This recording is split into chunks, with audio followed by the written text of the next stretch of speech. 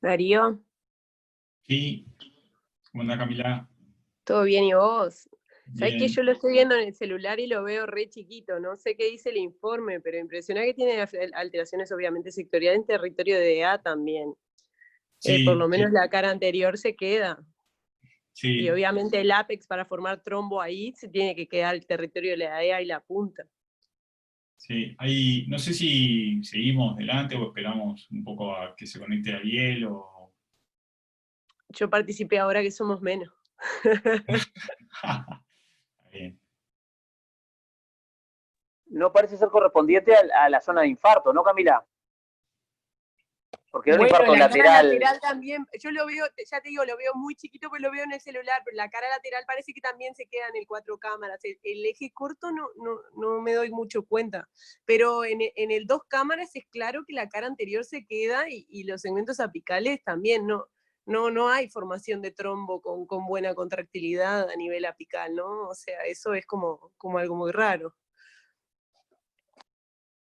Sí, pero tampoco es común la formación de un trombo si no es en una cicatriz de infarto, ¿no? Y cicatriz de infarto acá, o sea, infarto agudo es en cara lateral más bien baja. Sí, exacto, pero por eso marcaba lo del territorio de la DEA. Claro. Acá, ahí, estas son otras con flujo Doppler y se ve acá el Doppler en el trombo y se ve una insuficiencia mitral y una insuficiencia tricuspidia, que están catalogadas como moderadas. Uh-huh. El paso al informe del eco, sí. Sí, vamos pasando al informe del eco. Dale. Bueno, el eco entonces informa un ventrículo izquierdo dilatado de 62 milímetros con una hipertrofia del ventrículo izquierdo de tipo excéntrica, con aquinesia anterior, lateral e inferior en los 3 segmentos, una FEBI de 24%, una función sistólica del ventrículo derecho conservada, una aurícula izquierda moderadamente dilatada, con insuficiencia mitral moderada y tricuspidia moderada, y una presión de arteria pulmonar de 47. Y la presencia de la masa móvil en el ápex del ventrículo izquierdo de 1,3 por 1 centímetro que impresiona un trombo.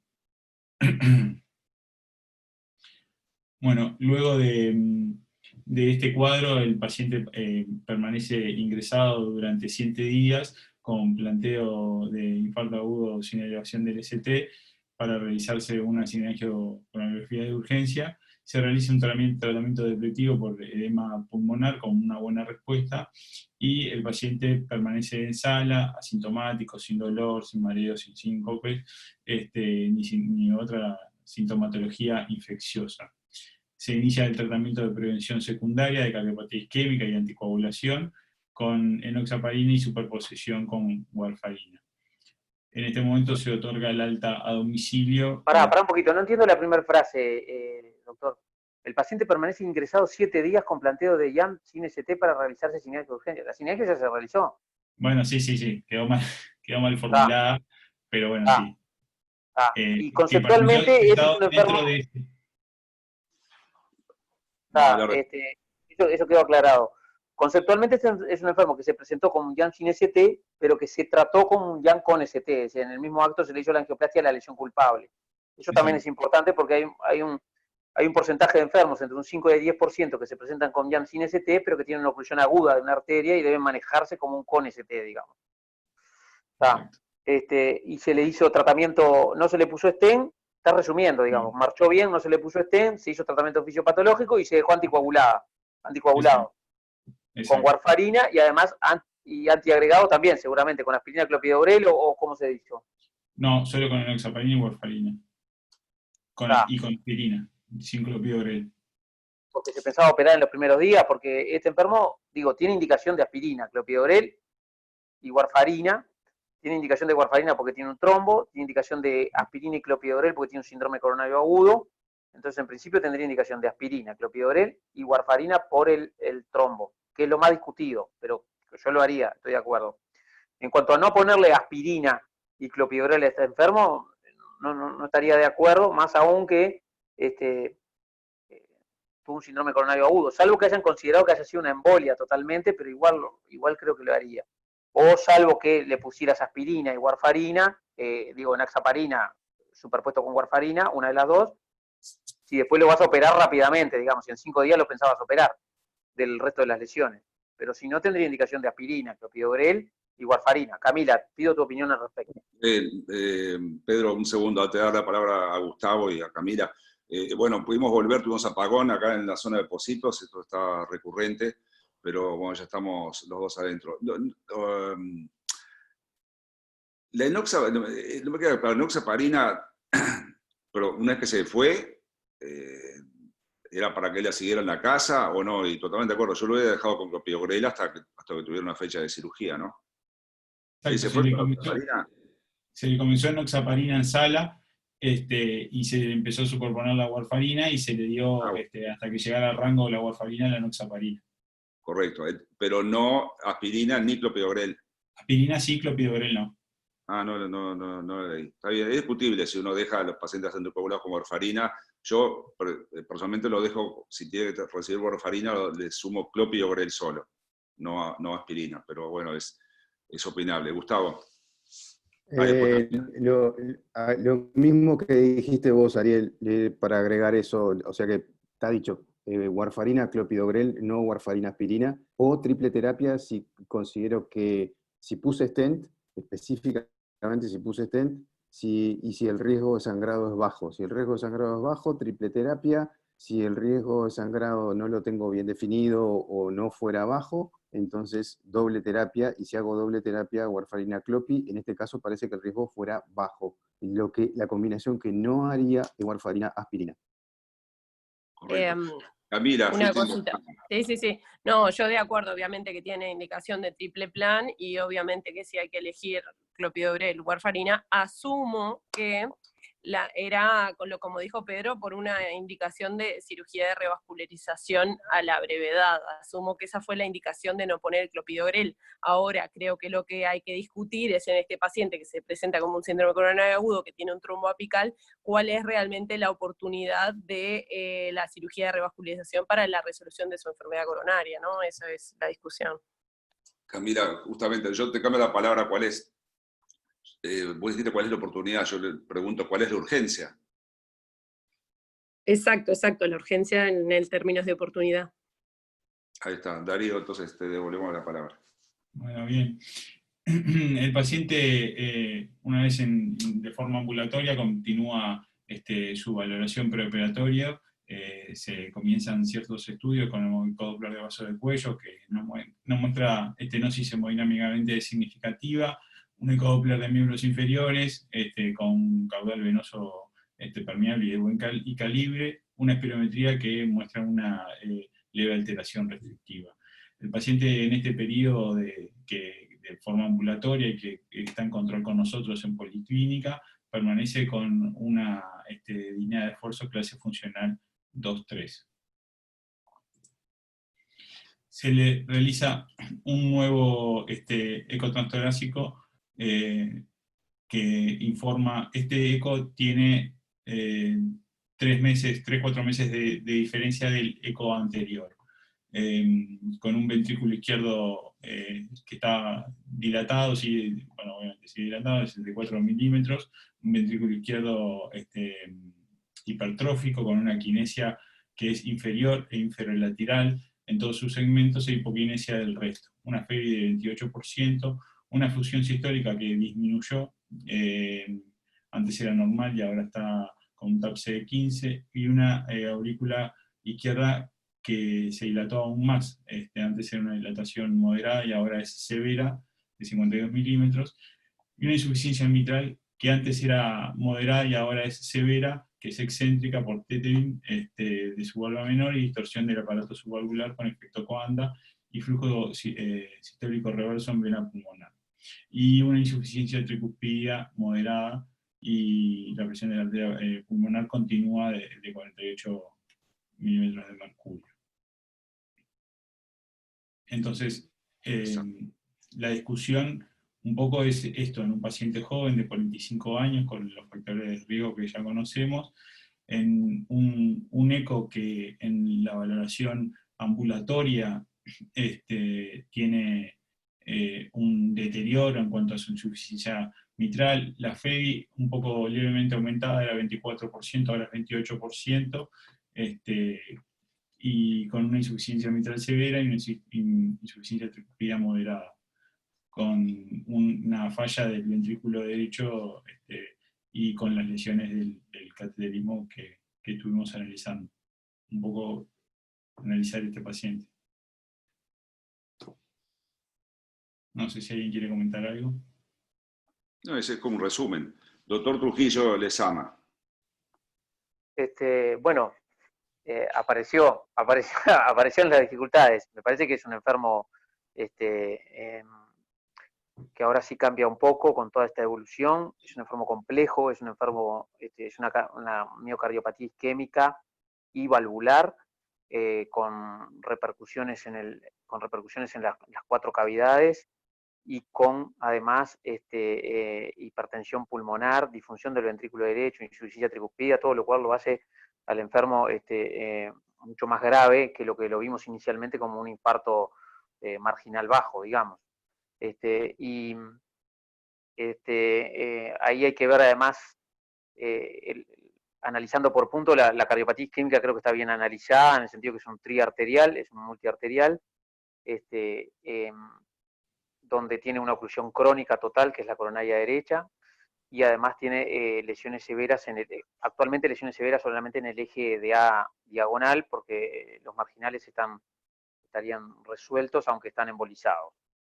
Entonces, asocia además una insuficiencia mitral, que es el mecanismo de la insuficiencia mitral es sobre todo es por tethering de la válvula, o sea, por dilatación del anillo y tironeamientos de las valvas.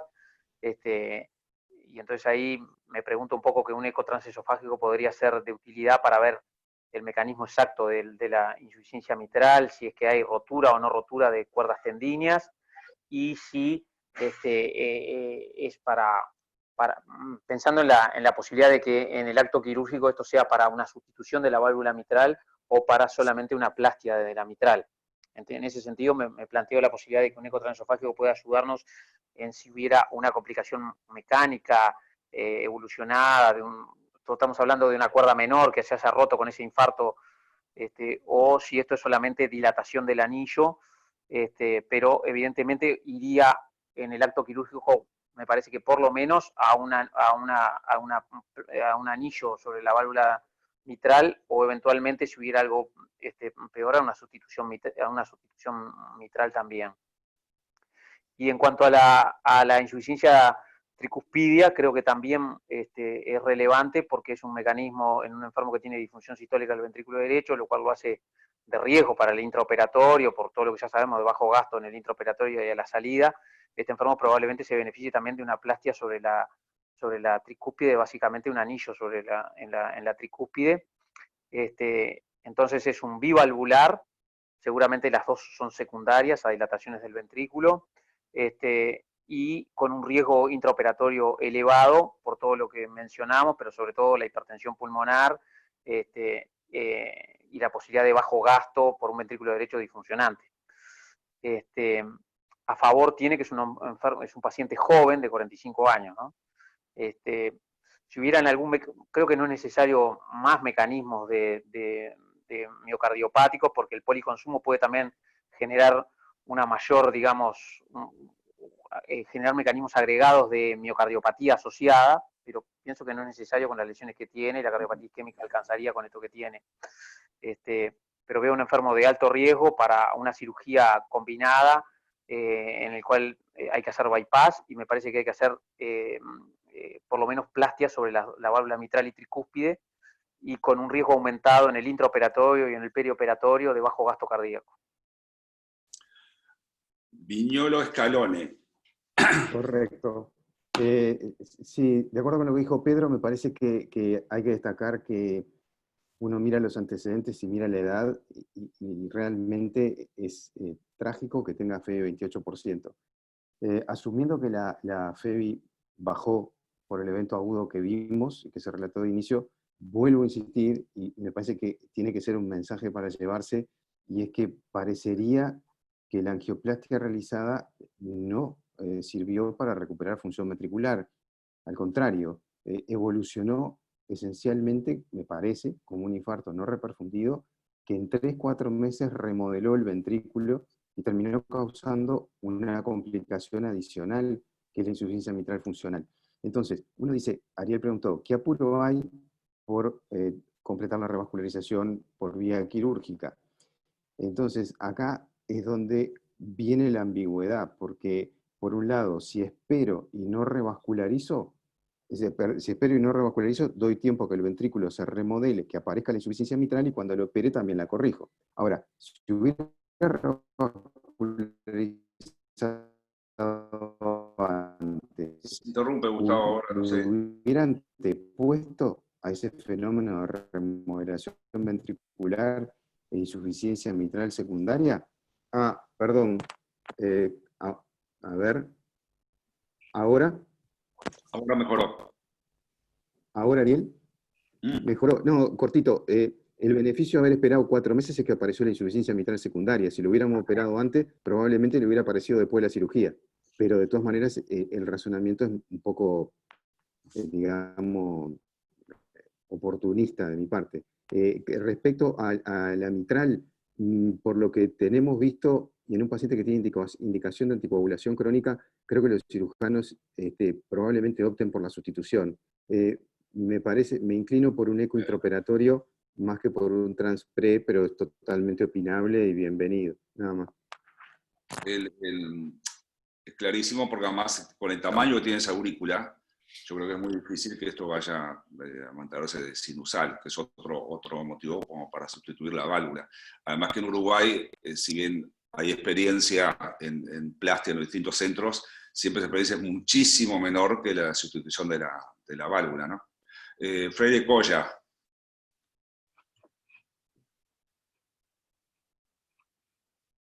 Diego. Realmente es un paciente que tiene todas las ser quirúrgico. No voy a repetir, estoy de acuerdo con Pedro, creo que con eco transesofágico puede dar más información. Que te interrumpa, Pedro. Pero un problema importante es... Perdona, Diego, que te interrumpa por lo del eco transesofágico. Se habló con el laboratorio de eco y se decidió, inclusive vino el paciente en ayunos para realizarle un eco transtorácico, y en definitiva, si no se tenía buena ventana, hacerle un transesofágico. Como por el eco transtorácico fue concluyente y decidieron de que no era necesario, no se realizó. Yo creo que estando acá en este servicio y además teniendo la capacidad de hacer transesofágico 3D, yo creo que es una buena oportunidad, no solo para ver mejor la anatomía de la válvula, ver mejor los problemas de esa válvula y del ventrículo, y además, de paso, incorporar conocimiento en ese sentido. Así que yo creo que teniendo todas esas posibilidades, yo creo que va a aportar para el paciente y va a aportar para nosotros también. Así que 3D transesofágico. Un problema importante de la cirugía acá es el ventrículo derecho, que está afectado. Yo no sé los valores exactos de TAPSE o los valores de insuficiencia tricuspidia. Seguramente es por dilatación del anillo también. Pero es un elemento que hay que tratarlo en el intraoperatorio. Ahí está. Pero que agrega problemas, porque sabemos que el postoperatorio, el ventrículo derecho es el que aguanta el gasto, y vamos a tener problemas en ese sentido. O sea, es un hecho adicional en el problema. Por otro lado, me interesaría escuchar la opinión de los cirujanos. Ya sé que la experiencia es limitada, pero en este caso Por eso, dependiendo de la anatomía de la válvula, podría pensarse una reparación con tipo anillo valvular y no la sustitución. Pero depende un poco de la anatomía. Uno está pensando que esta insuficiencia mitral está vinculada a un mecanismo mixto, o por lo menos si hay tethering, seguramente el mecanismo está vinculado a la dilatación y a la malposición de los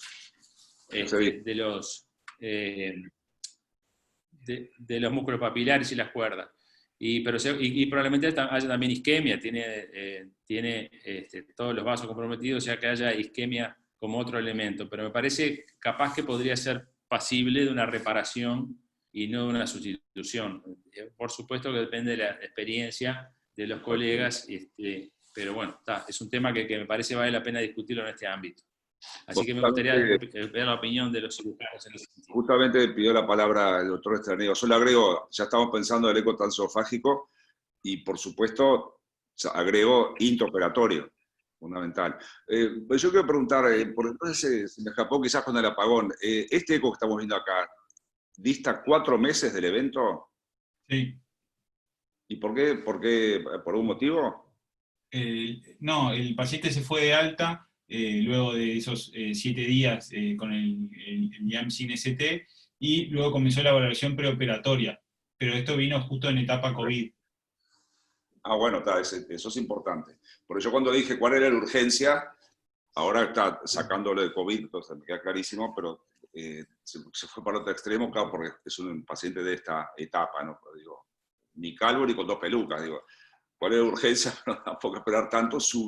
Quiero decir, cambio la pregunta, si no hubiera sido de paciente de esta etapa COVID, se hubiera operado antes. Seguramente, sí, claro. Bueno, doctor Estraneo. Buen día, ¿cómo andan? Muy bien, gusto escucharte. Bueno, gracias. Quería hacer un par de precisiones, fundamentalmente creo que nadie tiene dudas de que este paciente tiene indicación de ser revascularizado, y que en un paciente con FEBI severamente disminuida, la revascularización miocárdica quirúrgica es la que mayor beneficio le va a aportar a largo plazo en sobrevida y en alivio de los síntomas. Creo que ahí no hay mucha discusión. El tema acá empieza con el tema de las válvulas, y por eso me quería detener un segundo, fundamentalmente por varias cosas que se dijeron de la válvula mitral. La válvula mitral en el paciente con una cardiopatía isquémica en fase dilatada, con FEBI severamente disminuida, no se recomienda la anuloplastia. Entonces, independientemente de que Uruguay pueda tener un poco más o un poco menos de experiencia, que en realidad se tiene experiencia y se está adoptando cada vez más experiencia por todos los diferentes centros del Uruguay, fundamentalmente aplicados a la plastia, a donde la plastia ha demostrado el mejor impacto en reproducibilidad y en beneficios, que es fundamentalmente la valvulopatía primaria y fundamentalmente el prolapso del velo posterior. Entonces ahí es donde nadie tiene discusión de que hay que ir a una plastia, y en ese caso Uruguay viene avanzando muchísimo y cada vez se hacen más plastias de los prolapsos, fundamentalmente los de velo posterior, que son los que mejor responden y los que más duran en la válvula mitral.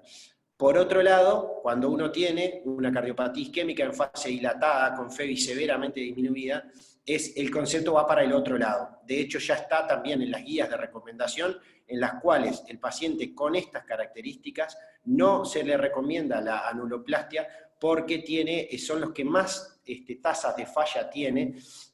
Y aparte hay un detalle que no es no menor, que es que nosotros cuando sustituimos la válvula mitral no hacemos una resección de la válvula mitral previa, sino que nosotros hacemos lo que podría considerarse un valve-in-valve. ¿A qué se llama esto? A dejar completamente preservado todo el aparato valvular mitral, sus velos, su aparato subvalvular, sin resecarle nada. Nosotros metemos la válvula protésica en el medio de la válvula mitral, haciendo distintos detalles técnicos, pero fundamentalmente hay que cortar el velo anterior de la mitral, que es el más grande, y llevarlo hacia las comisuras de la válvula, lo cual permite, y eso es lo más importante en estos pacientes, que realicemos una remodelación interna del ventrículo izquierdo. O sea que nosotros, esa apicalización que tienen los músculos papilares y esa esfericidad que tiene el ventrículo izquierdo, nosotros se la traemos hacia adentro y le reducimos la cavidad ventricular izquierda. Y eso ha demostrado generar un beneficio muy importante en estos pacientes. Entonces, si este paciente se decide el tratamiento de su válvula mitral, el abordaje es la sustitución de la válvula con preservación completa del aparato subvalvular. Entonces acá no hay mucho lugar para la plastia, hay que ir a cambiar la válvula y hay que reducirle, hay que remodelarle la cavidad ventricular izquierda. La disquisición acá está en que nosotros tenemos que tomar esa decisión con la certeza de que estamos ante una válvula mitral severamente insuficiente, porque la válvula mitral moderadamente insuficiente no demostró los mismos beneficios si uno la trata. O sea que acá la disquisición más importante es pararnos realmente en que esto es una insuficiencia mitral severa secundaria. Que eso fue un poco lo que estuvimos haciendo, que llevó, entre otras cosas, más adelante, Darío lo va a decir, a que tuvimos que hacer ciertas cosas previo a la cirugía, y lo podemos hablar con los compañeros de anestesia, que sé que hay alguno por ahí. Con respecto a la tricúspide, una última cosa, la insuficiencia tricuspidia sí se trata con una anuloplastia en su mayoría de las veces, es una válvula que difícilmente uno vaya a cambiarla, pero en realidad actuamos más de moderada para severa, uno ya estaría como en condiciones de actuar. Pero nosotros en este paciente, si le sumamos la revascularización miocárdica, la insuficiencia mitral y aparte el tratamiento de la tricuspidia, nos pareció que era un poco mucho, entonces la tricuspide, como era moderada, preferimos no agregar un procedimiento más que nos pareció que no iba a generar el beneficio más óptimo. Si hubiese sido una insuficiencia mitral, tricuspidia severa, capaz que ahí lo hubiésemos tomado de otra manera. Hasta ahí por ahora. Álvaro Rivara. Hola, buen día. Capocasale, segundo apellido. Lo tomo en cuenta. Bien, un poco largo, pero agrega. Ahora me explico muchas cosas. Bueno, Pablo, ¿cómo andás primero? Creo que, digamos, no voy a referirme a lo que ya se dijo, del intra y posoperatorio específicamente. Estoy totalmente de acuerdo contigo que esto va con eco intra, transesofágico intraoperatorio. Este paciente es el paciente que se va a necesitar monitorear, porque básicamente la insuficiencia mitral en este ventrículo, el problema es la poscarga aguda, el aumento agudo de la poscarga del posoperatorio.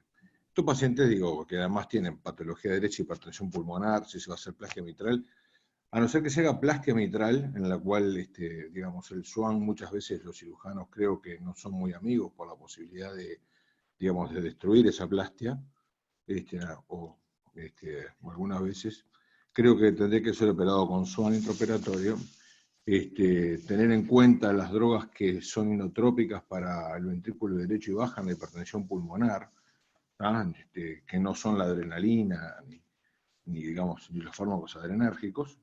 Y lo otro que el balón de contrapulsación muy probablemente, digamos, también tenga que entrar o tenerlo a la mano desde el intraoperatorio. Nada más. Estupendo. Ahora sí, de acuerdo. Bueno, un poco Estraneo habló de lo que le hizo. Tengo una pregunta para vos, Pablo. Si querés, bueno, hablen de la cirugía, y no me quiero olvidar preguntar si además esto le ligan la orejuela izquierda. No sé, de Darío, seguí vos. Quiero hacer una pregunta más. Quiero hacer una pregunta, Ariel. Dale. No,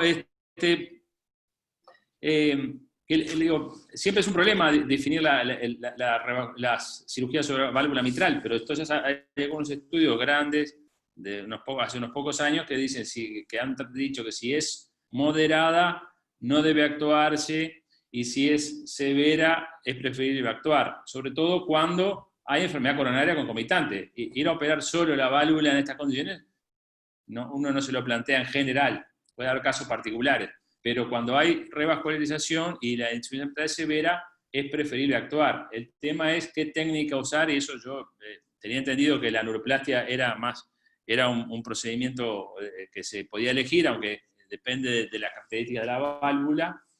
Y después está el tema del eco intraoperatorio, que es indiscutible, pero que siempre conviene evaluar la valvulopatía previa, porque en el intraoperatorio las condiciones hemodinámicas cambian y puede cambiar también la severidad o la importancia o la magnitud de la válvula. Por eso siempre, por lo menos las guías decían que convenía siempre hacer una valoración previa en condiciones basales, primero compensado de la insuficiencia cardíaca y segundo, en condiciones basales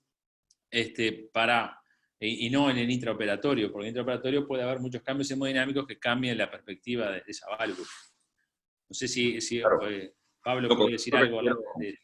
Pablo creo que fue bastante claro con respecto a la plastia y del otro punto no. Cuando yo hablo de eco intraoperatorio, transesofágico, obvio, no me refiero como una herramienta diagnóstica. El diagnóstico ya está hecho, sino es para ver cómo queda el resultado, ¿no? Obviamente. Darío, tú, Pablo, no sé, Bien. ¿qué ustedes decían? No, Sí. sí, que capaz que siga, Bien. que siga Darío. No, una cosa nomás es que el paciente no tenía, no teníamos claro el diagnóstico de fibrilación auricular. De hecho, durante toda la cirugía entró en ritmo sinusal y se fue en ritmo sinusal. Así que no actuamos sobre la fibrilación auricular, no actuamos porque tampoco era una fibrilación auricular clara en ningún momento. Está bien. Pero digo, con ese tamaño de aurícula, Sí, eso no se sí, va eso, a explicar. sí, Eso eso es así. La fibrilación auricular con una aurícula tan grande, obviamente que si fuese crónica, eso uno intenta el tratamiento, pero si bien las que más fallan son las de la valvular, la fibrilación auricular valvular, pero más bien de la estenosis, en esta uno pensaría que la probabilidad de éxito es bastante baja por una aurícula izquierda tan grande, sí. Claro. No, yo cuando hablo sobre intervención sobre aurícula izquierda, no me refería, por verdad sería cirugía kilométrica en tiempo, a intervención o cirugía de la fibrilación auricular, sino solamente la oclusión de la ligadura de la orejuela. Esa era la pregunta. Correcto, sí, se podría haber planteado. Nosotros no lo hicimos. Si tiene fibrilación auricular, nosotros le podríamos ligar sí la orejuela, y de hecho lo hacemos, pero en este paciente no, porque ya le digo, no queda claro el hecho de que haya estado con fibrilación. En ningún momento de todas las veces que nosotros estuvimos en contacto con el paciente, en ningún momento quedó registrada la fibrilación auricular. Entonces no la tuvimos mucho más en cuenta que eso, o sea que no. Pero sí, si hubiese tenido una fibrilación auricular crónica o entra en fibrilación auricular, sí tiene indicación de ligadura de la orejuela, eso es así. Una pregunta, Ariel.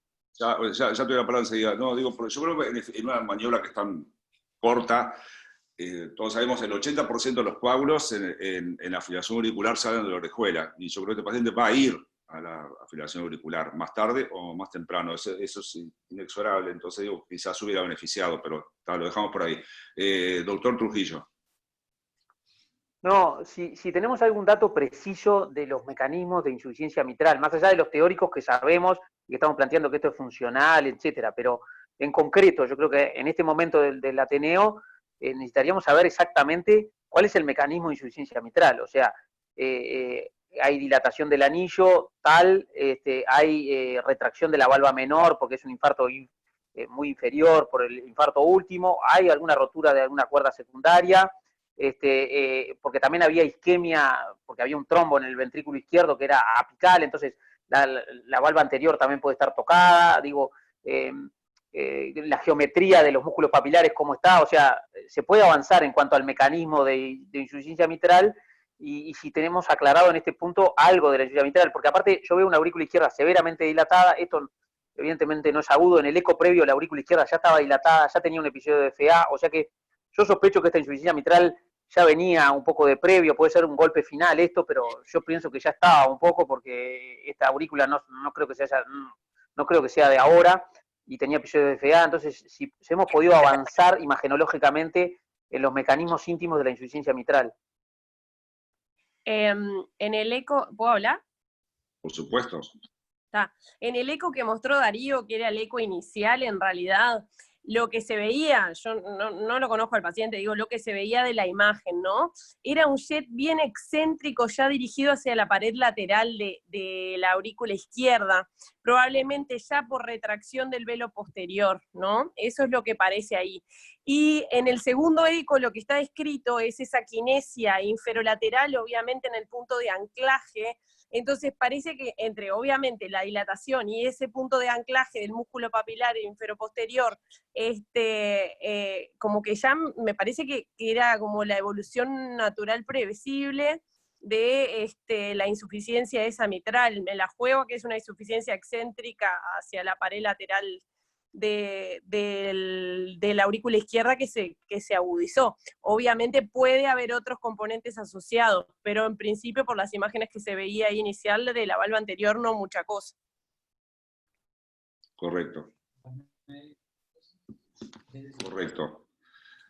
Bueno, pero un comentario. Tenemos que hacer eco 3D. Esto, transesofágico 3D, creo que es importante en este paciente. Correcto. Viñola Scalone. Puglia.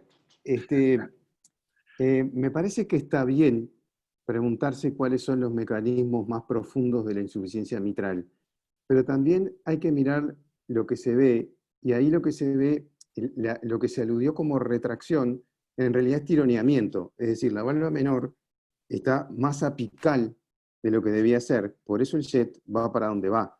O sea, el defecto de coaptación hace que la valva mayor quede donde más o menos tiene que estar, la menor va más para el ventrículo, y el efecto de coaptación hace que el jet se pegue a la cara auricular de la valva menor y a la pared lateral y techo de la aurícula izquierda. Si hubiera una rotura de cuerda, el movimiento, la valva patológica, se movería al revés, se iría hacia la aurícula. Entonces, si hubiera una válvula, una cuerda rota, cosa que además no es tan propia de las complicaciones mecánicas del infarto, la anatomía valvar relativa, las posiciones relativas en excursión citodiastólica de las valvas mitrales, sería la inversa de la que tiene. Esto es lo que está correctamente puesto en el informe, es el tethering, o sea, tironeamiento ventricular de la válvula mitral, en este caso de la válvula mitral posterior.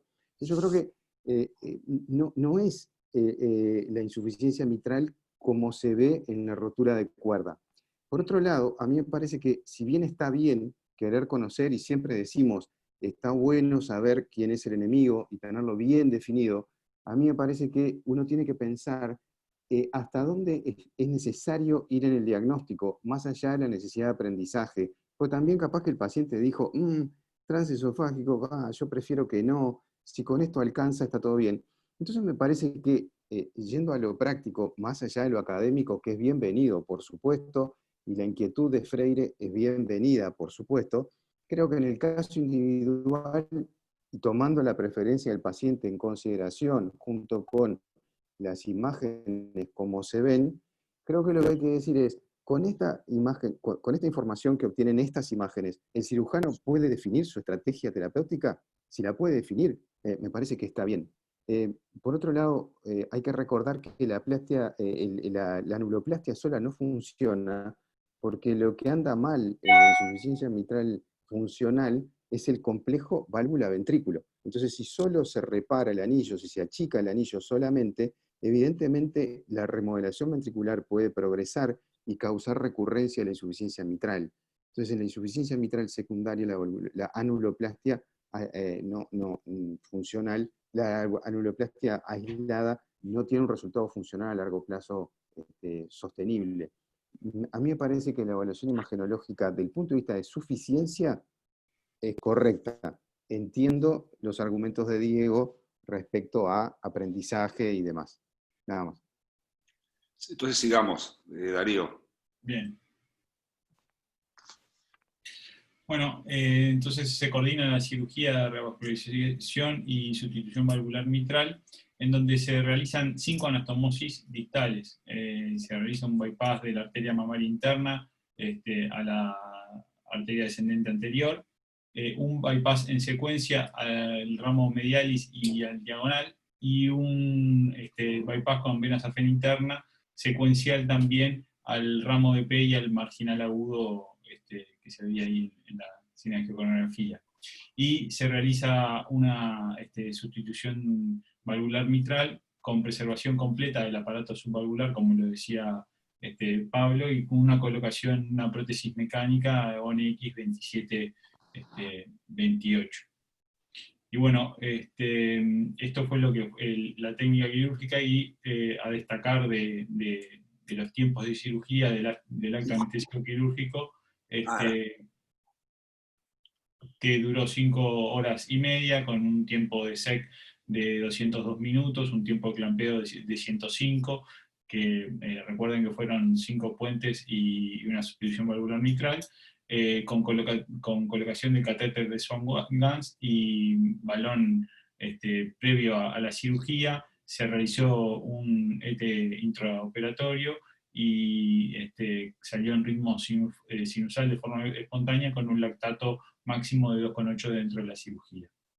Creo que estaban del equipo de anestesia que querían hacer alguna acotación. Estupendo, por supuesto. Yo, mientras se conecta, ¿no? Yo cuando estudiaba al principio de todo esto, me acuerdo había 2 números cuando leía de cirugía cardíaca, durante la residencia había 2 números mágicos, ¿no? Que eran tiempo de clampeo tolerable hasta 100 y tiempo de circulación extracorpórea tolerable hasta 200. Si esos números eran superados, 100 en clampeo y 200 en cirugía en extracorpórea, por encima de eso había que esperar problemas. Eso es lo que siempre me comentaban. No sé, ¿quién de anestesia quiere hablar? Un segundo, porque estaban conectados acá. No sé si Pablo quería comentar algo aparte también. Por supuesto.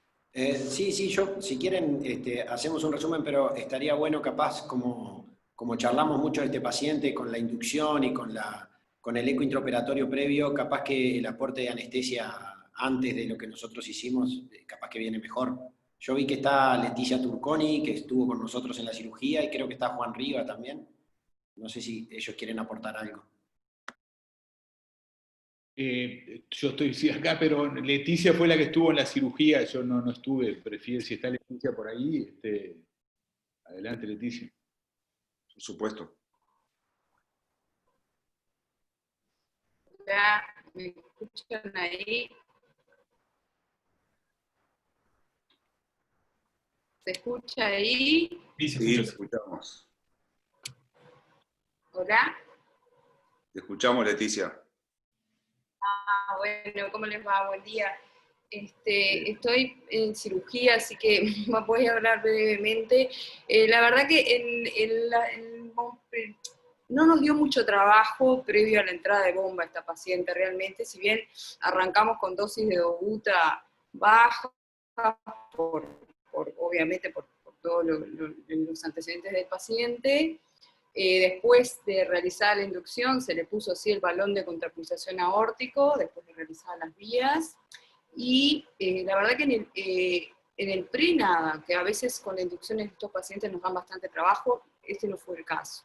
Sí, a la salida de bomba fueron tiempos que ya lo están viendo, y a la salida de bomba discutimos un poco con qué fármacos sacarlos, y bueno, al final decidimos sacar con adrenalina a dosis bajas y noradrenalina, porque lo que teníamos con el SWAN fue un patrón de mucha vasoplegia.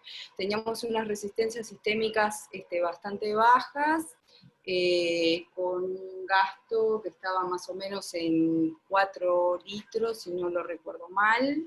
Entonces, por eso optamos por esos fármacos, y se fue medianamente estable a CTI con esas drogas, con el balón de contrapulsación.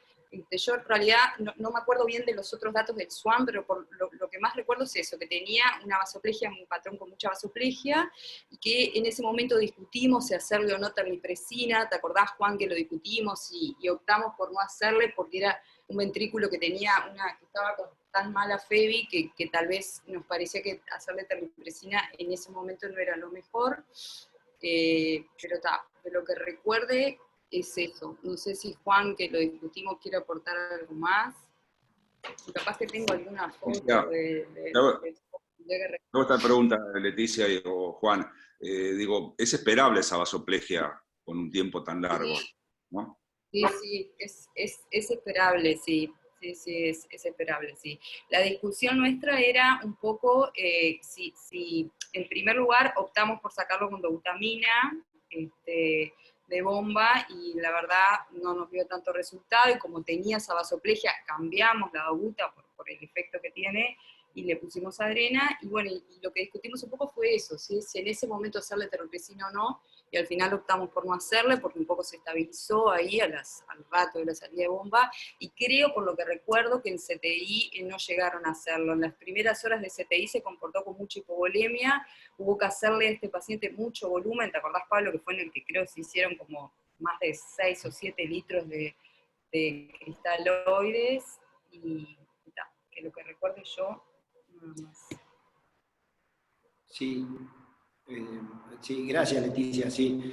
En realidad este paciente, una cosa nomás de los tiempos obviamente que van de la mano del procedimiento que se le realiza, obviamente en un procedimiento en el cual se realizaron 5 bypass y la sustitución de la válvula mitral, los tiempos son adecuados y son relativamente prolongados. Lo que sí, la regla eso de los 100 minutos y los 200 minutos, podríamos decir que cayó ya en un desuso importante. La tecnología con respecto fundamentalmente al recubrimiento de las líneas que se usan en circulación extracorpórea, el sostén del paciente durante la bomba, prevenirle la acidosis, hemofiltrarlos durante la circulación extracorpórea, y distintas estrategias que previenen y que protegen al corazón y al sistema durante, antes y después de la cirugía, han llevado los tiempos mucho más arriba que eso. En lugares donde la tecnología, por supuesto, avanzó más que la que nosotros podemos acceder, los tiempos de bomba ya no le molestan a nadie y pueden tener un paciente 5 o 6 horas en bomba, que es realmente para nosotros, son tiempos que llaman la atención, pero los tiempos son realmente largos y realmente la repercusión después es muy manejable.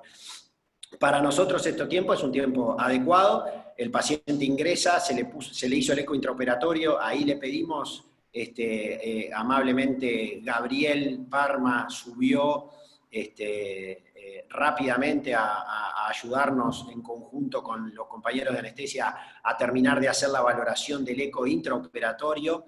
Se termina decidiendo respecto al mecanismo que claramente tiene el tironeamiento y tiene fijada el velo menor de la válvula que genera esa insuficiencia asimétrica con el efecto coanda que llega a las venas pulmonares y realmente es severa la insuficiencia mitral, ya no hay discusión respecto a eso. Entonces, en ese momento, ya con el SWAN colocado, con el eco intraoperatorio colocado y con algunas medidas del SWAN que hacían ya pensar de que el paciente tenía el gasto en el límite y que podíamos llegar a tener algún problema, decidimos rápidamente la colocación del balón de contrapulso, o sea que se le colocó posterior a la inducción anestésica. Después el paciente quedó con balón funcionando hasta la entrada en circulación extracorpórea. Y lo que hicimos después es, en los pacientes que se tiene que sustituir la válvula mitral y revascularizar, se tiene que hacer primero toda la revascularización miocárdica, porque uno tiene que luxar y llevar y traer el corazón, entonces con la válvula mecánica puesta eso es peligroso porque existe el riesgo de disyunción del surco auriculoventricular. Entonces primero hicimos el tiempo coronario, le hicimos los 5 bypass, tenía muy buenas arterias. En estos pacientes uno tiene el concepto de intentar revascularizar todo lo que se le pasa por adelante, y por eso, yendo lo más dinámico que uno puede, le hicimos esos 5 bypass, incluimos en los 5 bypass el marginal agudo de la coronaria. Poner el slide anterior, por favor, seguí Pablo. Correcto, le hicimos, como ven ahí, el bypass que dice ramo descendente posterior y marginal agudo. Nos pareció relevante en un paciente con disfunción del ventrículo derecho. Ese marginal agudo era lo único que lo alimentaba y era un vaso desarrollado que tenía una lesión severa proximal. Entonces decidimos hacerle ese vaso también. No es habitual revascularizar vasos del ángulo agudo, pero en este caso lo hicimos. Entonces, luego de terminar la secuencia de la parte coronaria, fuimos a la válvula mitral. y con preservación completa del aparato subvalvular, como le dijimos antes, le sustituimos la válvula mitral por una prótesis ONX 2729, como dice ahí, que aparte ya es una medida bastante estándar que uno sabe que, o sea, le puede entrar una válvula más grande tal vez, pero como uno acá la idea es reducir un poco el tamaño de todo en un paciente que tiene mucha dilatación de todo, esa válvula también ayuda a anclarle a disminuirle el tamaño del anillo. Y bueno, y después a la salida se comportó bien, el patrón de vasoplegia uno lo espera, es así, y en este paciente... Pablo, la tricúspide, ¿qué pasó? ¿La tricúspide? La tricúspide decidimos no tocarla porque no queríamos seguir agregando tiempos de cirugía en una tricúspide aparte que tenía una insuficiencia de grado moderado. Entonces, fuimos más bien a intentar generar el mayor beneficio posible, que en el caso de este paciente era revascularizarlo y cambiarle la válvula. Nos concentramos en revascularizar todo lo más que podíamos y sustituirle la válvula. Por eso es que también le hicimos esos 5 bypass. Okay.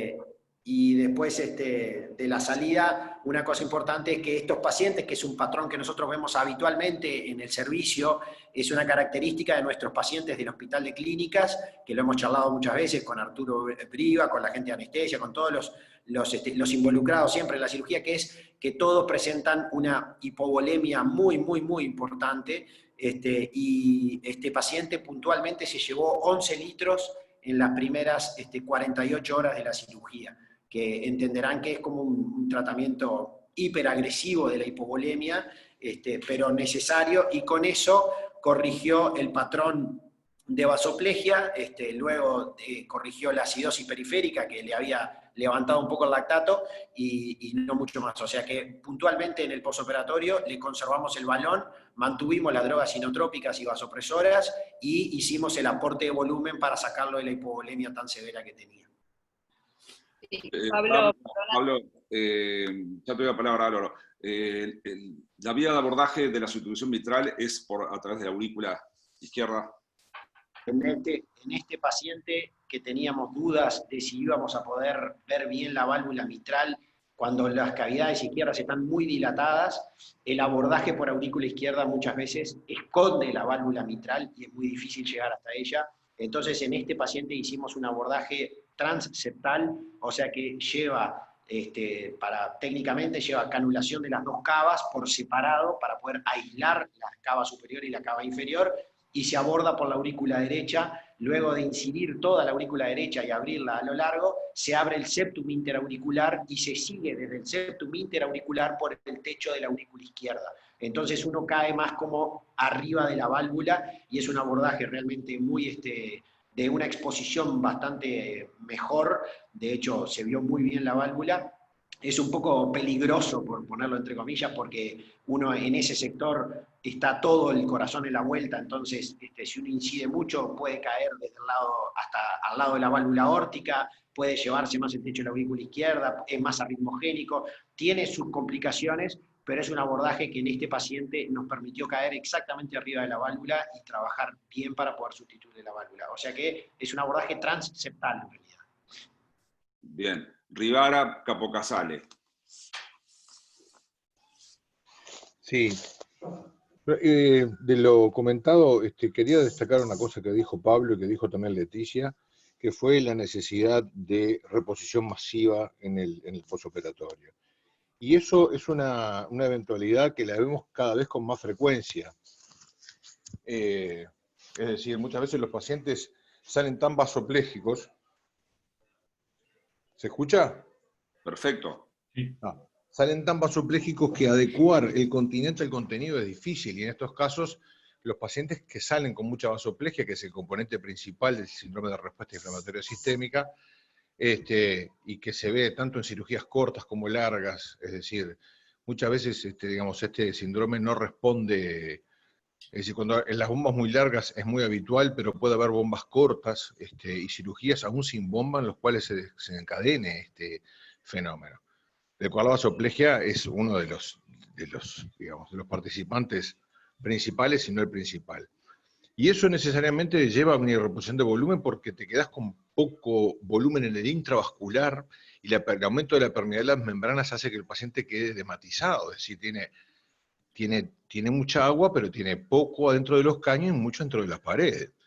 Y los pacientes, luego después, eso es un tema clínico que se recibe en la unidad cardiológica de estos pacientes que vienen edematizados, o muy edematizados, porque evidentemente después todo ese volumen, cuando disminuye todo el tema inflamatorio, tiene que salir. Existen algunos favorecedores de esto, ¿no? La propia hipovolemia, el uso de vasodilatadores preoperatorios, la existencia de infarto inferior reciente, utilización de drogas vasodilatadoras que tratan de suspenderse previo a la cirugía para evitar un poco esto. Y el otro componente importante es que esto es una muestra de lo que puede llegar a ser un CIRS, y que en este caso tuvo solamente vasoplegia, pero puede tener disfunción orgánica múltiple. Y después el escenario clínico de insuficiencia cardíaca, es decir, de disfunción sistólica izquierda o biventricular, asociado con vasoplegia, es un entorno muy infrecuente, solamente casi siempre es en la cirugía cardíaca que sucede. Y paradójicamente esta vasoplegia, que es un componente, es decir, como una complicación de la cirugía, es lo que nos permite a veces mantener un gasto a expensas de un paciente que está vasodilatado en la periferia ya en forma natural. Nada más. Perfecto. La doctora Turconi pidió la palabra. Leticia. Hola, no, yo quería aclarar más que es una pena que no pudimos conseguir las imágenes, pero realmente la contractilidad del ventrículo mejoró muchísimo después de la revascularización. Realmente esa parte mejoró mucho. Y sí, en el tema de la vasoplegia lo vemos habitualmente y en realidad creo que lo tenemos bastante protocolizado con los médicos de CTI. Digo, somos bastante precoces en el tratamiento y en el protocolo de hacer terlipresina o azul de metileno. Eso ya lo vemos habitualmente en los pacientes de clínicas, es así, y creo que lo estamos manejando dentro de todo bastante bien. Incluso este paciente, los médicos de CTI lo manejaron bien, o sea, lo diagnosticaron y se hizo el volumen que requirió, y el paciente, por suerte, marchó bien. No, pero quería aclarar eso, sobre todo que la contractilidad mejoró muchísimo y que cuenten con nosotros por si quieren hacer un Ateneo y sobre todo para contar con las imágenes en el intraoperatorio y posteriores a bomba, así como las medidas de Swan, que nos avisen y se las conseguimos. ¿Ah? Estupendo. Profesor Riva. Yo, buenos días a todos. No me quiero repetir, porque prácticamente comparto casi todo lo que han dicho, pero sí ordenar algunas cosas que me parece que pueden ayudar a aclarar esto. La primera cosa es cómo nos preparamos previamente, y yo tengo alguna discrepancia ahí con Pablo en el sentido de que, si bien lo que se ha modificado los tiempos de circulación extracorpórea y de clampeo en cuanto a lo que antes se preveía podía generar complicaciones, siguen siendo predictores de dificultades de salida de circulación extracorpórea e incluso en muchos casos de mortalidad, el tiempo de SEC y el tiempo de clampeo. Las medidas que Pablo dice han mejorado, muchas de las cuales acá no se hacen, como el tener recubiertos todos los tubos de la circulación extracorpórea, la tubuladura. Acá no se hace, es muy caro, hasta donde sé la mayor parte de los servicios no lo tienen, creo que el hospital tampoco. Entonces la circulación extracorpórea y el clampeo siguen siendo predictores de dificultad de salir de bomba y de mortalidad y morbilidad. Menos que antes, pero siguen siéndolo. Este paciente lo tiene y se refleja en cómo salió. La circulación extracorpórea y el clampeo son predictores de ambas complicaciones que son la salida de bomba, que es el bajo gasto y la vasoplegia, que a su vez requieren tratamientos diferentes y una complica a la otra. Además, a este paciente lo que se le agrega es una FEBI muy baja, ese es un predictor mayor de bajo gasto de salida de bomba, dificultad en salida, de requerimiento de inotrópico a dosis alta, y una hipertensión pulmonar que uno presupone, digo, por lo que usted decía nada más, que es postcapilar, es decir, que no hay que ser muy agresivo en su tratamiento primario, porque en realidad uno puede afectar la función izquierda, lo cual a nosotros nos genera bastante dificultades. Eso hace que sí, que la monitorización para nosotros sea fundamental las dos. El eco transesofágico para nosotros como monitor hemodinámico, pero fundamentalmente para la parte diagnóstica, pero el SWAN, porque estos pacientes, lo que decía Leticia, suelen salir de esa manera. Lo tenemos bastante estudiado en un grupo grande de pacientes, en que la salida del paciente es en ese estado de gasto cardíaco normal o elevado en algunos casos, con resistencias muy bajas, típico patrón de vasoplegia con una resistencia a los vasoconstrictores. De hecho, cada vez estamos usando más, pasando a otros vasoconstrictores mayores. Pero acá se agregaba la posibilidad de la FEBI baja. Eso en realidad dura poco. Ya cuando llega al CTI, el paciente va pasando a una mezcla de vasoplegia con el patrón de bajo gasto, que en realidad es la peor combinación, un paciente vasopléjico con un inotropismo que va cayendo. Perdón. A esto además hay que agregarle que lo que nosotros usamos como indicadores, como puede ser el lactato, es un pésimo indicador en este contexto, porque se están usando adrenalina, noradrenalina. Creo que prácticamente de esto, para pensar en qué está pasando a nivel de la perfusión, es fundamentalmente que por eso lo ponemos nosotros al SWAN-Ganz, es un excelente indicador la saturación de la pulmonar, que realmente se usa poco, pero es el que puede guiar mejor qué está pasando a nivel periférico. En definitiva, para mí en este paciente, y ese aporte de los pacientes no salen, lo que decía Álvaro, no salen hipovolémicos, lo que salen es vasopléjicos, salen con una inadecuación del contenido del continente. Y yo tengo mis dudas de que esté bien corregir esta hemodinamia solo en base a volumen.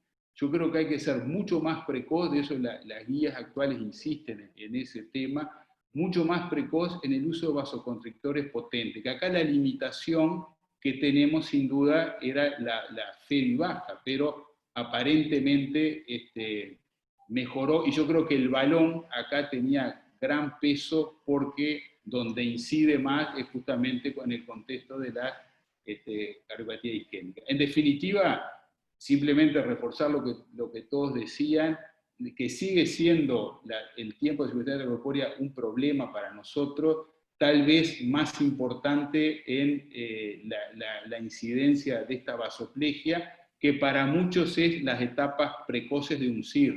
La mayor parte de la pooperativa cardíaca evolucionan bien, pero hay un porcentaje que evoluciona a CIRS y está asociado a estas cosas.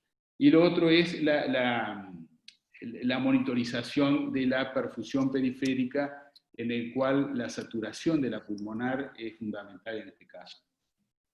Nada más eso. Muchas gracias, profesor. Pablo Estraneo. Sí, no, correcto. Yo capaz que no estuvo bien la expresión. Obviamente que todo lo que dijo Juan es así correcto. Lo que me parecía que no tenía que quedar bien la idea de un tiempo arbitrario en el cual uno habla de si pasamos cierto tiempo, se nos complica. Eso era lo que yo quería más bien transmitir. No tenemos un tiempo arbitrario en el cual uno dice que las cosas se van a complicar.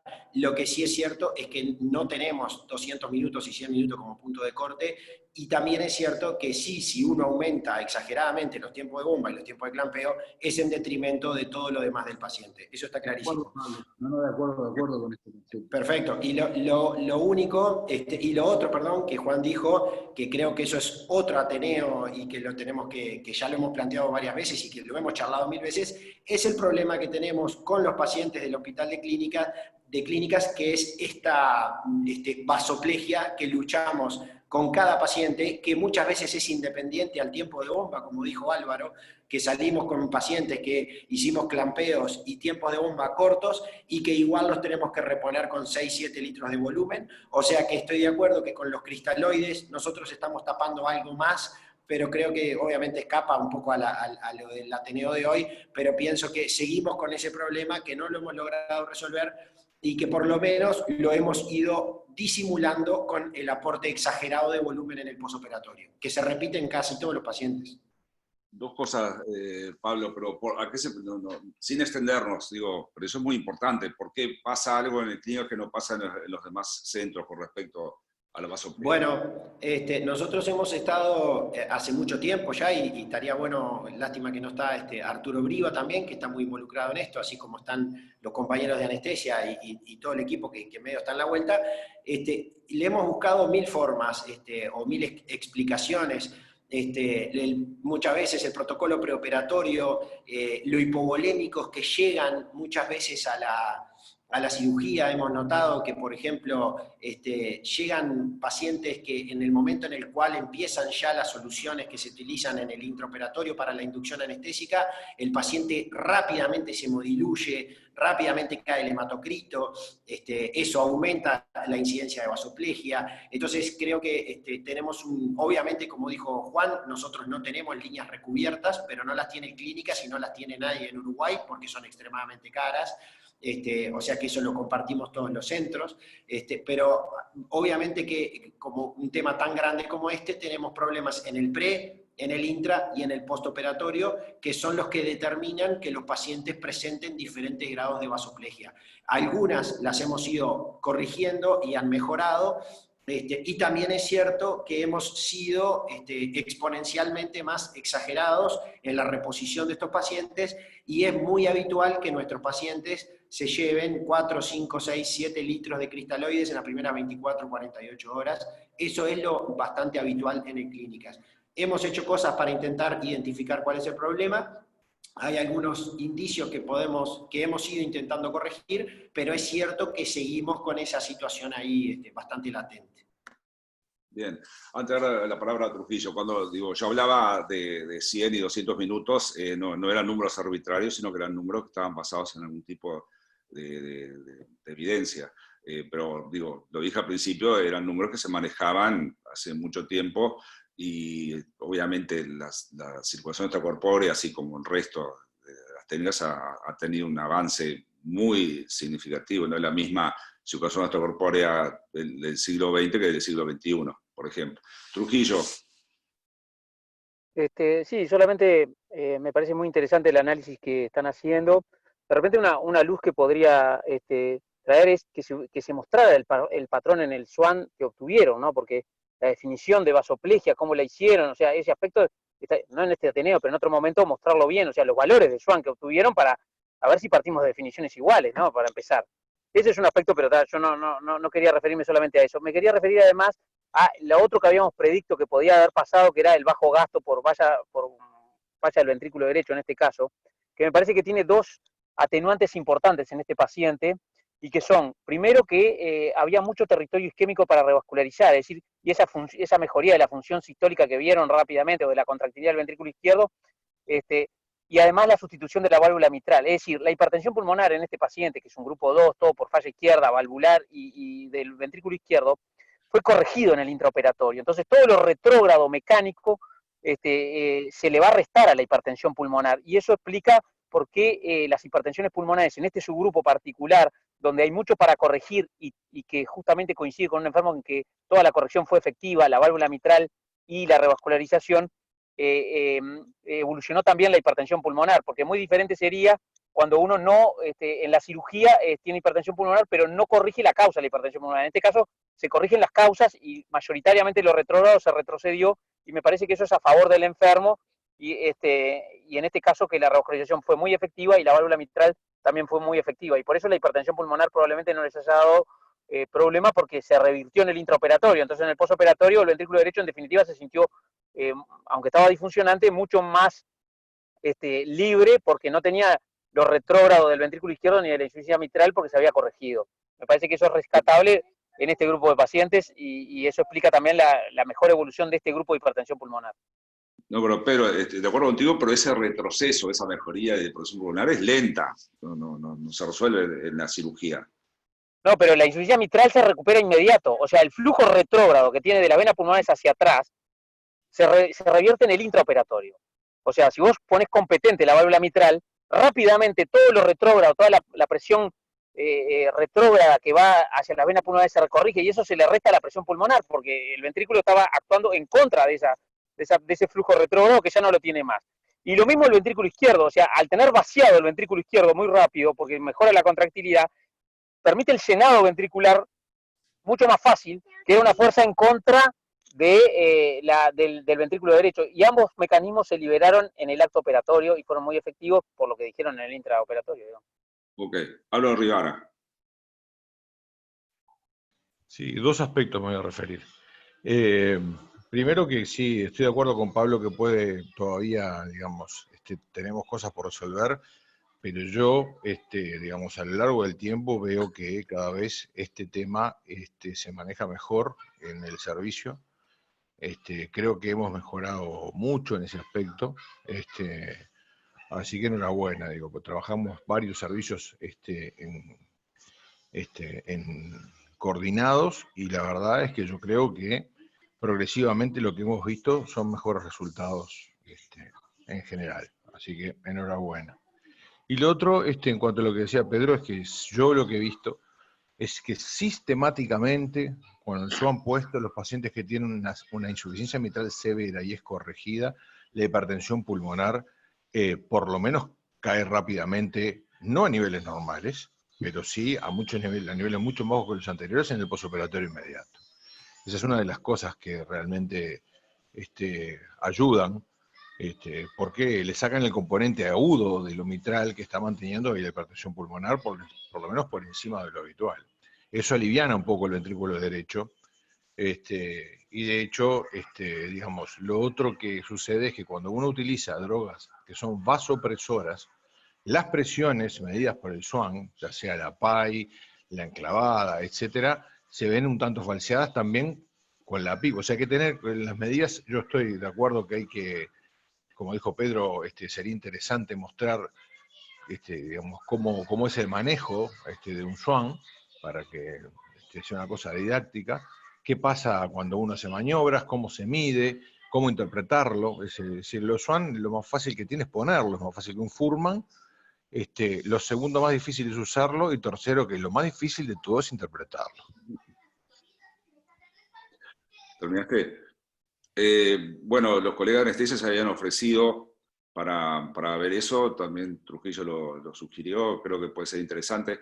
No creo que el Ateneo sea el lugar, porque siempre trata sobre pacientes, y además sobre este paciente creo que tienen ejemplos para mostrar, pero podemos organizar una reunión específicamente para eso. Profesor Riva. Muy brevemente contestar dos cosas que Pedro comentaba. Primero, nosotros tenemos definida la vasoplegia por las medidas del Swan-Ganz, consideramos resistencia. Hay muchas definiciones, nosotros optamos por esta, nos parece la más completa, que incluye resistencia vascular sistémica por abajo de 800 o algunos 600, pero asociadas a gasto normal alto y con una pobre respuesta a los vasoconstrictores, que la pobre respuesta ha cambiado, antes se consideraba 0,9, ahora con 0,4, 0,5, y esa es la que nosotros usamos para, por ejemplo, pasar a vasoconstrictores mayores, vasopresina, acá tenemos terlipresina o azul de metileno. Y la segunda cosa es que nosotros, pensando en que la hipertensión pulmonar era fundamentalmente postcapilar, y temiendo que por intentar tratar esta afectáramos el ventrículo izquierdo, provocando más isquemia por hipotensión, por ejemplo, que nosotros usamos mucho la milrinona en bolo, evitamos eso apostando justamente a que, incluso hasta usando vasoconstrictores de dosis alta, a que con una buena función, o sea, mejorando la función izquierda, asociada por cuenta de la reparación valvular, iba a ir mejorando la hipertensión pulmonar y no tratar de primera la hipertensión pulmonar y de esa manera afectar la función izquierda. No sé si se entiende esto, si lo entreveré. Pero esas eran las dos cosas que nosotros nos planteamos como estrategia en base a los resultados del Swan-Ganz. Incluso la medida de la presión de la arteria pulmonar por el Swan-Ganz y no por ecografía, que nosotros tenemos mucho más experiencia en eso. Gracias. Juan, ¿puedes explicar el mecanismo del uso del azul de metileno? No, mirá, nosotros, el mecanismo de acción es por el óxido nítrico. Nosotros lo tenemos como último recurso, creo que lo hemos usado 2 veces acá, y no, en la vasoplegia de la cirugía cardíaca no demostró tener más valor que la vasopresina o sus derivados sintéticos. Nosotros hoy por hoy lo dejamos solamente, lo usamos la segunda vez que lo usamos cuando ya estamos por encima de los 2 gramos de terlipresina, que es lo que tenemos como protocolo cuando ya tenemos dosis muy altas de noradrenalina.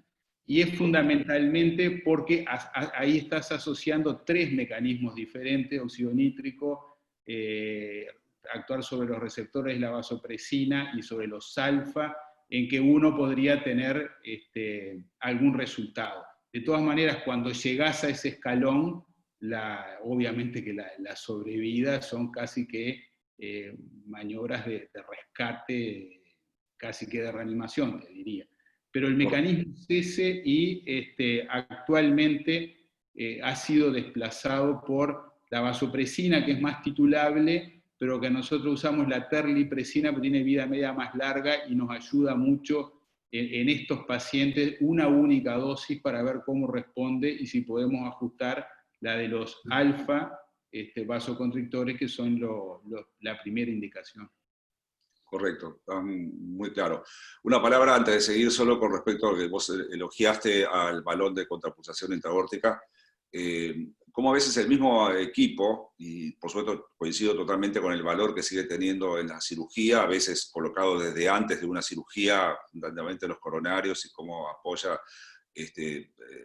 después? Sin embargo, lo que es estrictamente una sala de hemodinamia, no voy a decir ha caído en desuso, porque siempre es bueno tener algo por ahí para un paciente muy complicado, pero prácticamente ha caído en desuso, porque no demostró, además hay evidencia, los shock trial, etcétera, que mostraron que casi no sirve para nada. Pero bueno, son 12:15, entonces y faltan algunos slides, así que invito a Darío a seguir. Bien. Bueno, a destacar del posoperatorio, que es parte también de lo que venían mencionando diferentes personas, que en el posoperatorio fue un posoperatorio largo, pero acorde a este paciente, en el cual cursó un shock cardiogénico vasopléjico en las primeras 48 horas, que requirió noradrenalina, adrenalina, dobutamina y la utilización del balón en instancia 1:1 con insuflación 100%. También lo que decían que fue muy importante en este paciente es el balance hídrico que tuvo, que fue de 15 litros en 48 horas, y esto se pudo lograr gracias a la utilización del SWAN, en el cual en otros pacientes sin el SWAN a veces el seguimiento en CTI se hace más dificultoso, y con una repercusión tan violenta en tan poco tiempo, creo que el SWAN fue la gran ayuda que tuvimos en este paciente. A las 48 horas de este episodio del posoperatorio, se comienzan a suspender los vasopresores y los inotrópicos con una buena tolerancia, y se retira el balón. Luego el paciente tiene un despertar lento, en realidad tuvo unos despertares medio excitados, se volvió a sedar, recuerden que era un adicto a la policonsumo, pero nunca tuvo ninguna focalidad neurológica, y luego del despertar al 7º día se logra una buena, un buen PAFI y se logra una extubación apoyado con BNI. Eso de lo que es, para cerrar un poco el paciente, y ahora pasaría a la revisión del tema. No sé si quieren agregar algo más del posoperatorio. Creo que fue bastante discutido. Vamos a hacer la revisión y después... ¿Y después cómo siguió, Darío? ¿Cómo siguió después? Bueno, el paciente ahora actualmente está en sala, está en realidad en unidad, está bien, ha pasado unos episodios de taquicardia auricular, pero nada a destacar, tuvo una retención aguda de orina, pero viene con una buena evolución, lenta, pero una muy buena evolución. Gracias. Nada. Bueno, como revisión del tema, rápidamente, me parecía importante poder destacar este trabajo que se hizo en el Hospital de Clínicas por autores uruguayos, en el que compara la sobrevida, que aparte fue un tema que se habló mucho hoy en este Ateneo, de la sustitución versus la reparación en las insuficiencias mitrales isquémicas.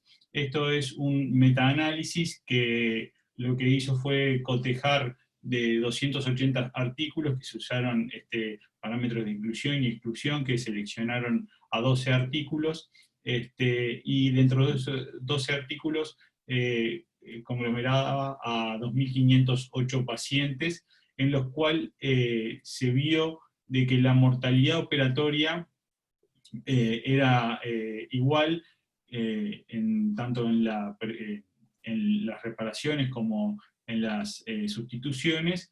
Principalmente se logró igualar la mortalidad cuando se empezó a hacer, a partir del año más o menos 98, se empezó a usar más exhaustivamente la preservación del aparato subvalvular, que es lo que comentaba Pablo, que evitaba la esfericidad del ventrículo izquierdo, con menor deterioro de la función. En cuanto a la sobrevida en estos dos grupos, se vio que hubo una igualdad y que no hubo diferencia en cuanto a la FEBI, a las dimensiones del ventrículo izquierdo y a la clase funcional. Pero sí, lo que cotejó este estudio, que es muy importante, es la recurrencia en cuanto al grado de insuficiencia en la reparación, lo cual todo hace indicar que en las insuficiencias mitrales isquémicas la técnica que tenemos que adoptar es la sustitución y no la reparación. Bueno, luego, hablando un poco de lo que es la parte de cardiopatía isquémica, ya sabemos y es conocido que los pacientes con insuficiencia cardíaca, tanto los no isquémicos como los isquémicos, tienen peor sobrevida de los isquémicos, y a su vez, cuantos mayores son los vasos afectados, peor es la mortalidad. Por eso es que la cirugía cardíaca tiene el objetivo de recuperar zonas atontadas, invernadas, y generar una cardioprotección a futuros eventos isquémicos. Esto es un seguimiento a 10 años en pacientes que tienen FEBI disminuida y angina estable, en el cual se compara el tratamiento médico contra la cirugía, y en los pacientes que tienen FEBI más disminuida con angina estable son los que ven mayor beneficio frente a la cirugía, con mejor sobrevida, y se benefician de una cirugía precoz.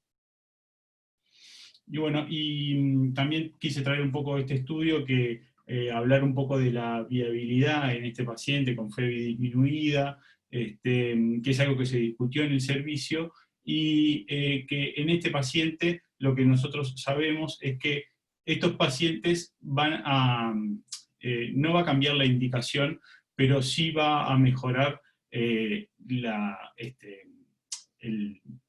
pronóstico del paciente. Un paciente con viabilidad tiene un mejor pronóstico que un paciente que no tiene viabilidad. Pero en este caso, un paciente que tiene lesión de 3 vasos, que tiene insuficiencia mitral, no nos va a cambiar la indicación. Y es algo que se discutió en el servicio, junto con toda la época COVID y todo lo que ya sabemos del paciente, que se fue de alta y demás, el realizar un estudio de viabilidad, y bueno, por eso lo quería cotejar. Bueno, y nada más. No sé si quieren agregar algo más. Sí, dos cosas. No sé quién se anima a pronunciar el apellido del primer autor. Este estudio es 2005. Con respecto a viabilidad, y lo hemos discutido ya muchas veces en Ateneos y en otras instancias, hoy el concepto ha cambiado mucho y aparte las formas de detectar viabilidad son muy distintas ahora con la tecnología muy distinta a la que se usaba en 2005. Es un tema que podría haber un Ateneo solo de eso, de diagnosticar viabilidad sí o no antes de revascularizar. La última cosa con respecto al paciente.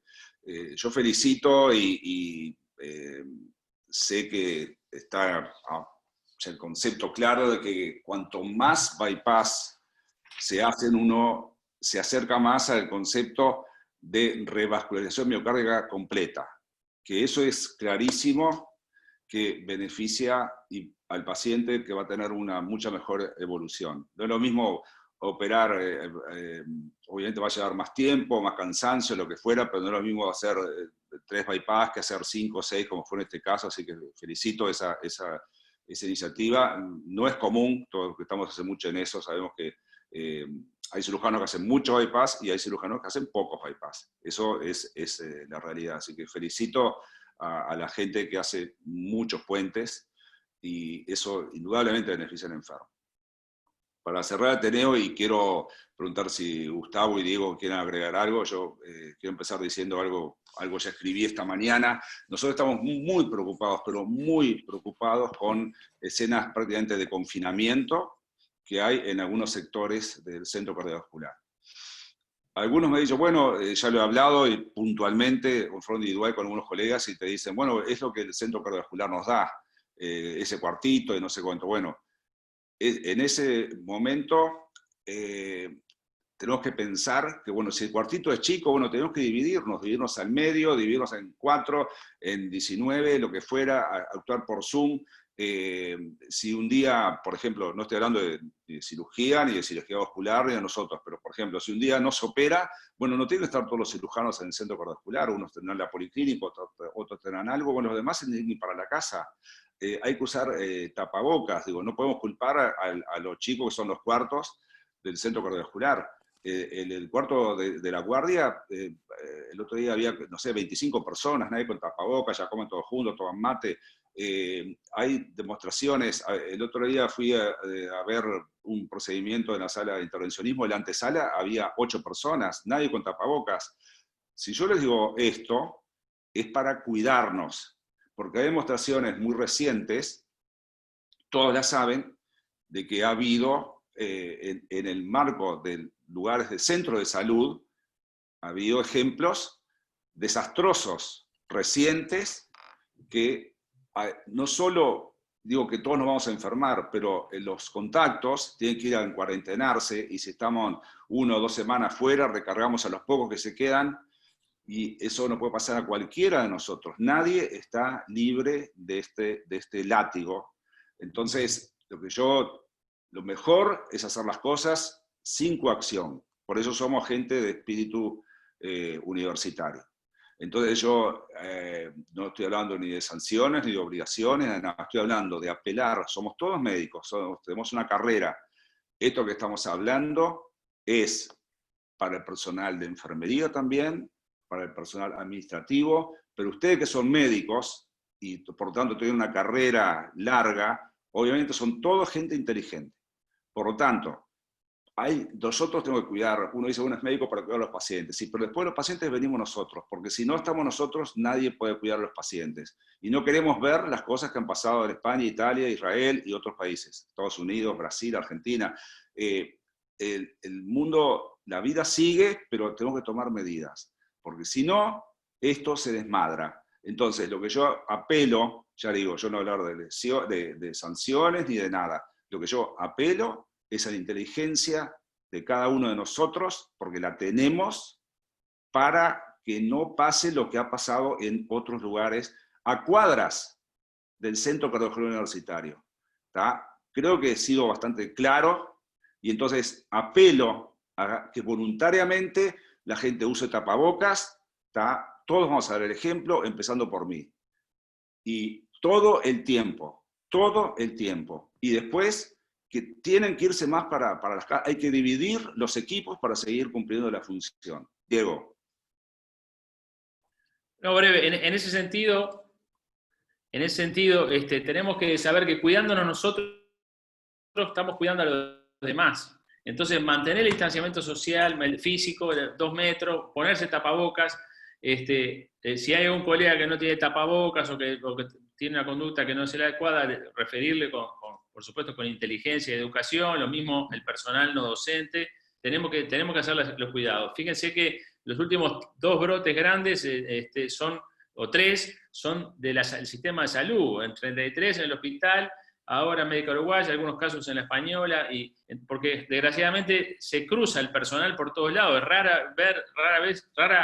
Es raro que los médicos y los personales de enfermería trabajen en un solo lugar. Entonces estamos muy expuestos. Las balas están picando muy cerca.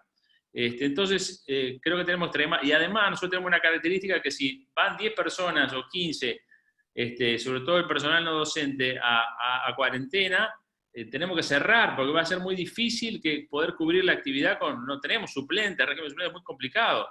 Por lo tanto, eso implica que tenemos que, como dijo Ariel, a tener una gran responsabilidad personal y de grupo. En todo nosotros depende que esto siga de la mejor manera.